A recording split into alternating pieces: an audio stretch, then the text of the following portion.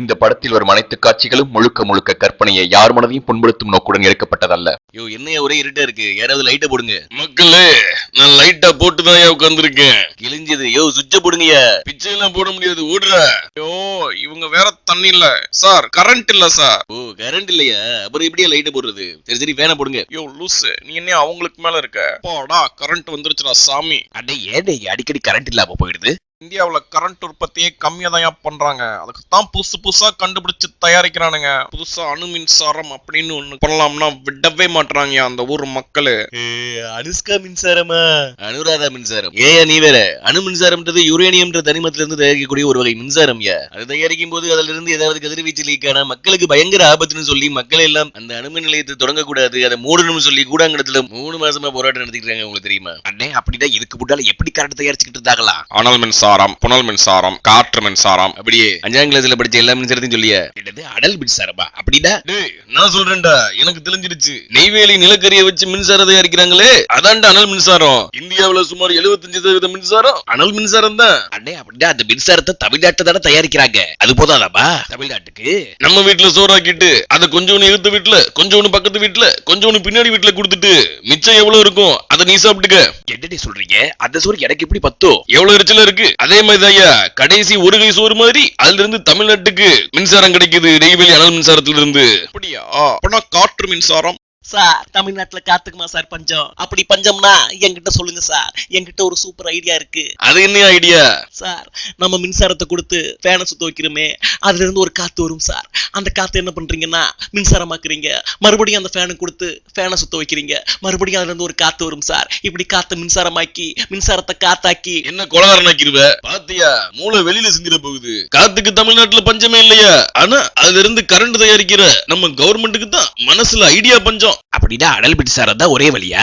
அப்ப அணுமின் நிலையம் தமிழ்நாட்டுக்கு கிடைச்ச ஒரு வரப்பிரசாதம்னு சொல்லுங்க. அதுல இருந்து எவ்வளவு கரண்ட் எடுக்கலாம்? அதுல இருந்து 3% கரண்ட் எடுக்கலாம். 2020க்குள்ள 7% எடுக்கணும்னு கவர்மெண்ட் பிளான் பண்ணிருக்கு. அடச்சி, என்னடே வரப்பிரசாதம்னே? பிரசாத அளவு கூட கரண்ட் வர மாட்டேங்குது. ஆனா ஏதாவது விபத்து நடந்துச்சுன்னா பிரசாதம் என்ன பிரபஞ்ச அளவுக்கு பாதிப்பு இருக்குமியா. ஐயா என்னையா இப்படி சொல்றீங்க? அப்படி என்னதான் ஆபத்து வரப்போகுது? இங்க ஏதாவது சுனாமி, நிலநடுக்கம் மாதிரியான இயற்கையான ஆபத்தோ அல்லது தீவிரவாதம், வெடிகுண்டு அந்த மாதிரியான செயற்கையான ஆபத்தோ வந்துச்சுன்னா அணு உலையில இருந்து கதிர்வீச்சு லீக் ஆகி மக்கள் எல்லாம் சாக வேண்டியதாயா. அவங்க எல்லாரும் செத்தது போதாதுன்னு இந்த கதிரியக்கத்தினால இங்க யாரு வாழ்ந்தாலும் இல்ல புதுசா யாரு பிறந்தாலும் பல தலைமுறைகளுக்கு இந்த ஆபத்து அப்படியே இருக்கும்யா. அப்படிப்பட்டதுதான் இந்த அணு கதிர்வீச்சு. அதனாலதான் மக்கள் போராடுறாங்க. உண்மையிலேதான் சொல்றீங்களா கேப்டன்? பின்ன ஹிரோஷிமா நாகசாகி தெரியுமா? யாரு கேப்டன் அந்த பொண்ணுங்க? பொண்ணுங்களா? யோ அது ஜப்பான்ல 2ஆம் உலக போர்ல அணுகுண்டு போட்ட இடம்யா. அதோட விளைவு இன்னும் அங்க பறக்கிற குழந்தைங்க ஊனமாதாயா பறக்குது. கொஞ்ச வருஷத்துக்கு முன்னால செர்னோபில் அப்படின்ற ஊர்ல எவ்வளவு பெரிய அணு விபத்து ஏற்பட்டுச்சுன்னு இந்த மக்களுக்கு தெரியாதியா, ஆனா அரசுக்கு தெரியும்ல. அடே அவ்வளவு ஏனே, நம்ம சிக்கு புக்ல கூட ஒரு சுனாமி வந்து அணுமின் நிலையோட அடிவாங்குச்சே. சிக்கு புக்கா? யோ அது புக்குஜிமாயா. நீங்க சொல்றபடி பார்த்தா செர்னோபில் அணு நிலையம் பாதிப்புக்கு பிறகு உலகத்தில் எந்த ஒரு அணு நிலையமும் உருவாக்கியிருக்க கூடாது, உருவாக்கவும் செய்யக்கூடாது. ஆனா உலகெங்கு அணுமின் நிலையம் இருந்துகிட்டு தானே இருக்கு. அதையே இந்தியாவுல அதுவும் தமிழ்நாட்டுல மட்டும் செய்ய வேணாம்னு சொல்றீங்க? யாரு சொன்னா?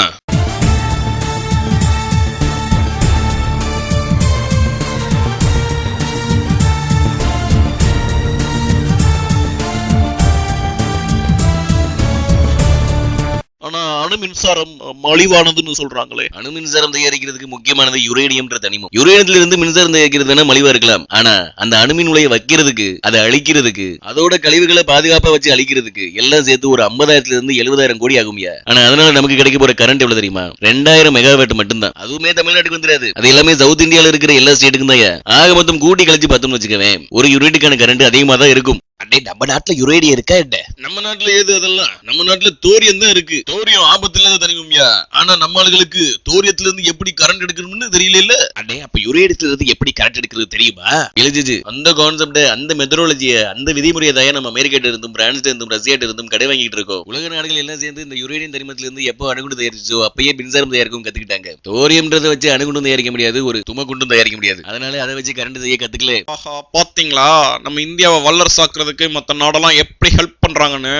அவங்க டெக்னாலஜியை கொடுத்து நல்ல டெக்னாலஜியை கொடுத்தானுங்க. யோ தமிழ்நாட்டுல இன்னைக்கு தயாரிக்கிற மின்சாரத்துல 18% மின்சாரத்தை கடத்தும் போதே வீணா போதியா. இது இந்திய அளவுல 40%. இப்படி ஓட்ட பாத்திரத்தை வச்சுக்கிட்டு எப்படி கரண்ட் பில் பண்ணுவீங்க? ஆனா உலக நாடுகள்ல இது 8% கம்மியா தான் லீக் ஆகுது. அந்த டெக்னாலஜி எல்லாம் ஒண்ணும் கத்து கொடுக்க மாட்டாங்க இந்தியாவுக்கு. எப்படிடா லாபம் பார்க்கலாம் இருந்தா நம்ம என்ன பண்றது? சீனா வளர்ச்சி அடைஞ்சுக்கிட்டே வருது. சீனா அமெரிக்கா தொடுற காலம் ரொம்ப தூரத்துல இல்ல. அமெரிக்காவை சீனா தாண்டிடக் கூடாது. சீனாவை மடக்கிறதுக்காக இந்தியாவை பகடக்காய அமெரிக்கா இந்தியாவோட அணு ஒப்பந்தம் போட்டு இந்தியாவை வளர்த்து விடணும்னு பாக்குது. இந்தியாவை வளர்த்து விட்டா சைனா அவ்வளவு சீக்கிரம் அமெரிக்காவை டச் பண்ண முடியாது. அது மட்டும் இல்லையா, அமெரிக்கா, பிரான்ஸ், ரஷ்யால யுரேனியம் நிறைய கிடைக்குது. அவன் அதை இங்க இறக்குமதி பண்ணி தான் அவன் பொழப்ப ஓட்டணும். இதோட நின்னுக்காம இந்தியாவில் இருக்கிற பன்னாட்டு நிறுவனங்களுக்கு மானிய அளவுல மின்சாரத்தை கொடுக்கறதுக்காகத்தான் எல்லா மின்சாரத்தையும் அங்கேயே கொடுத்துட்டு இருக்கானுங்க.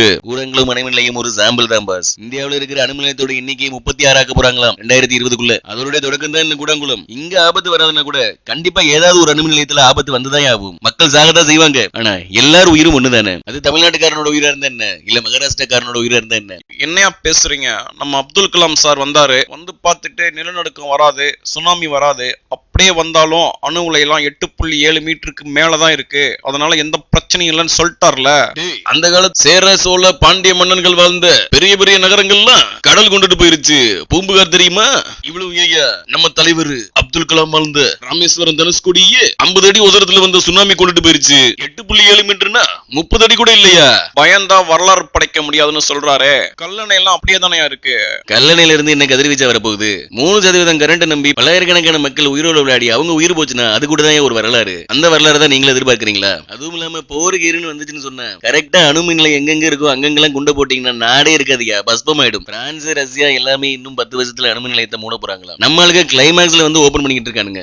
ஒரு கைப்பிடி சோறு தருதுன்னு சொல்லி நாம ஒரு பூதத்தை ஒரு கூண்டுக்குள்ள வச்சிருக்கோம். அது எந்த வேறும்னாலும் வெளியில வந்து மக்கள் எல்லாம் திங்கலாம். இதுக்கு மேல நம்ம கிட்ட அணு கழிவுகளை பாதுகாத்து அளிக்கிற அளவுக்கு உபகரணங்கள் கிடையாது. அணு கழிவுகள் இருந்து கதிர் வச்சு சுமார் 20,000 ஆண்டுகள் வரும். ஆனா 8 வருஷம் அணு கழிவுகளை பாதுகாக்கிறவளுக்கு தான் நம்ம கிட்ட உபகரணங்கள் இருக்கு. அதுக்காக கட்டி முடிச்ச பிறகு இப்ப 3 மாசமா போராடுறதுல என்ன அர்த்தம் இருக்கு? பாவம் இல்லையா கவர்மெண்ட்? 16,000 கோடி வேஸ்டியா?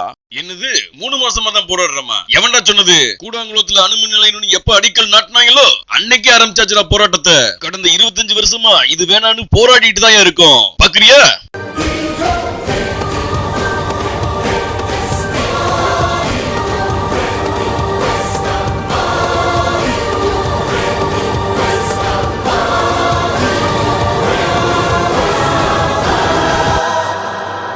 பாத்தியா இப்ப நடக்கிறது உச்சகட்ட போராட்டம். யா கேப்டன், இப்படியே பேசிக்கிட்டு இருந்தா ஆகாது. வாங்க நம்மளும் போய் போராடலாம். அச்சச்சோ, அடே கல்யாண் ஜுவல்லர்ஸ் இடத்துல புரட்சி போராட்டத்துக்கு போடும். என்னது புரட்சி போராட்டமா? யோ வாயில ஏதாவது வண்ணமா வந்துட போதியா? கேப்டன், பிரதமர் நாளைக்கு இந்தியா வராராம். அவர் இந்திய பிரதமர் தானே?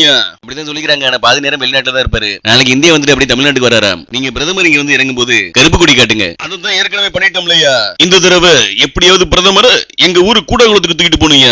அடே கூடாங்குளம் உங்க ஊரா? சொல்லவே இல்ல. எங்க பாட்டையும் பூட்டையும் காலத்துல இருந்து அது எங்க ஊரு தாயா. அப்பா அப்படின்னா தான் அது உங்க ஊரு. சரி, எப்படி கடத்த போறீங்க பிரதமரை? சார், நான் கடத்திட்டேன் சார் பிரதமரை. இந்த ஆளு மட்டும் எப்படியாவது கடத்திடுறாங்க. யோ எப்படியா கடத்தின? சார், அது சஸ்பென்ஸ். சும்மா கதை விடாதியா. அது என்ன சஸ்பென்ஸ்னு சொல்லியா? இல்லைன்னு சொன்னா சேவ் பண்ணி விட்டுருவேன். அது வேற ஒண்ணும் இல்ல சார். ராத்திரியானா நான் சூப்பர்மேன் ஆயிடுவேன். அப்படியே போய் கடத்திட்டு வந்துட்டேன் சார். இது ராத்திரி என்ன சூப்பர்மேன் ஆயிருவியா? அப்புறம் காலையில மட்டும் ஏன் டாபர்மேன் ஆயிடுற? அச்சோ ஆயிட்டாயா. என்ன எங்க தூக்கிட்டு போறீங்க? அதென்ன ஏன் தூக்கிட்டு போறோம்? இறக்கி விடுங்க அவரை, நடந்து வரட்டும். என்னப்பா எங்க என்ன இழுத்துட்டு போறீங்க? கூடாங்குளம் சார், மக்கள் போராட்டம் நடத்துறாங்களே அங்க, அந்த அணுமின் நிலையத்துக்கு. அணுமின் நிலையமா? வேணாப்பா, அங்க போனா எனக்கு சளி பிடிக்கும். இந்த நொண்டி சாக்கெல்லாம் வேணாம். வேமா வண்டியில இருங்க போகணும். இது என்னப்பா அல்லா கோவிலுக்கு கூட்டிட்டு வந்திருக்கீங்க? என்னது அல்லா கோவிலா? சார், இதுதான் அணுமின் நிலையம், எங்க ஊர்லதான் இருக்கு, பாத்துக்குங்க.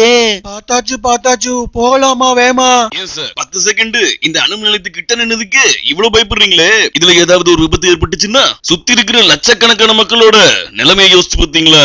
இதுல யோசிக்க என்னப்பா இருக்கு? நான் ரஷ்யா கிட்ட மண்டே ஆடிட்டு வந்துட்டேன். இத உடனே ஸ்டார்ட் பண்ணணும்னு சொல்லிருக்காங்க. என்னதான் ரஷ்யாவா? அவன் யாரும் இங்க இருக்கிற அணுமின் நிலையத்தை பத்தி விசாரிக்கிறதுக்கு? அவன் யுரேனியத்தை விற்கிறதுக்காக என்ன வேணாலும் பண்ணுவான், என்ன வேணாலும் சொல்லுவான். வெளிச்சா சாகுறது எங்க மக்கள் தானே. இதுதான் ஒரே வழினா பரவாயில்ல. ஒரு வழிக்கு 4 வழி இருக்கு கரண்ட் எடுக்கிறதுக்கு. அதை பார்க்காம அதை விட்டுட்டு பார்த்துட்டு அவன் சொன்னான் இவன் சொன்னான்னு கிட்ட டர்பனுக்குள்ள மூளை இருக்கா இல்ல எந்த நாட்டிலாவது போகும்போது மறந்து வச்சுட்டு வந்துட்டீங்களா? கேப்டன் அங்க பாருங்க பெருசா ஏதோ ஒண்ணு வருது. ஆமா, நம்ம பிரபு தான் வராரு. அச்சோ கேப்டன், அவருக்கு பின்னால பாருங்க பெருசா ஏதோ ஒண்ணு வருது. அங்க பாருங்க சுனாமி. எல்லாரும் ஓடுங்க. அச்சோ, டேய் ஓடுங்கடா. என்னாலே ஓட முடியாதுப்பா. அப்படியே கடல் நோக்கி ஓடுங்க. அங்க ரஷ்யாக்காரன் நண்டு எடுத்து வச்சிருக்கானா, ஜாலியா நின்னு பேசிட்டு சாப்பிட்டு வாங்க. எல்லாரும் ஓடுங்கயா.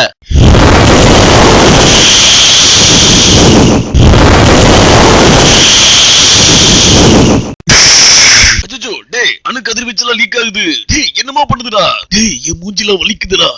தாங்க முடியலையே. யாராவது என் பொண்டாட்டி பிள்ளைய காப்பாத்துங்க. அண்ணே கவலைப்படாதீங்க, நாம செத்து போனோம்னா அணுமின் நிலையத்துக்கு காப்பீட்டு பணம் கேட்டு நம்ம குடும்பத்துக்கு கொடுப்பாங்க. கிழிச்சானுங்க. அணுமின் நிலைய விபத்துக்கு காப்பீட்டு பணம் கேட்டு கோர்ட்ல எந்த கேஸும் போடக்கூடாதியா. காப்பீட்டு பணமே தரமாட்டாங்க. அதை ஏற்கனவே சொல்லிட்டாங்க. நம்ம கதை அவ்வளவுதான்யா. சொல்லிட்டாங்களா? நம்ம ஊருக்கார பையனால ஒண்ணும் முடியலையே. டேய் எங்க பாட்டை விஜயகாந்த் அணுமின் நிலையத்துக்கு பலியானது ஞாபகம் இல்ல? மறுபடியும் ஏன்டா அடிக்கல் நாட்ட வர்றீங்க? எத்து விட்டேன்னா ஓடுங்கடா. நான் ஒருத்தன் தான் இந்த ஊர்லயே 45 வயசு வரைக்கும் உயிரோட இருக்கேன். அதுவே பெரிய சாதனையா. ஓடுங்கடா. ஏய் மக்களே, நீங்க எல்லாம் எங்க ஓடிக்கிட்டு இருக்கீங்க? நில்லுங்க. அண்ணே, உங்களுக்கு விஷயம் தெரியாதா? நம்ம பொன்னுசாமிக்கு ஒரு குழந்தை பிறந்திருக்குன்னு, தெய்வ குழந்தைன்னு சொல்லிக்கிறாங்க. தெய்வ குழந்தையா? என்னையா சொல்ற? அட ஆமாண்ணே, கை காலு சுகத்தோட ஊனம் இல்லாம முகத்துல எந்த கட்டி தழும்பு இல்லாம பிறந்திருக்காம்னே. அத பார்க்கத்தான் ஆர்வமா எல்லா மக்களும் ஓடிக்கிட்டு இருக்காங்க. வாங்க போகலாம்.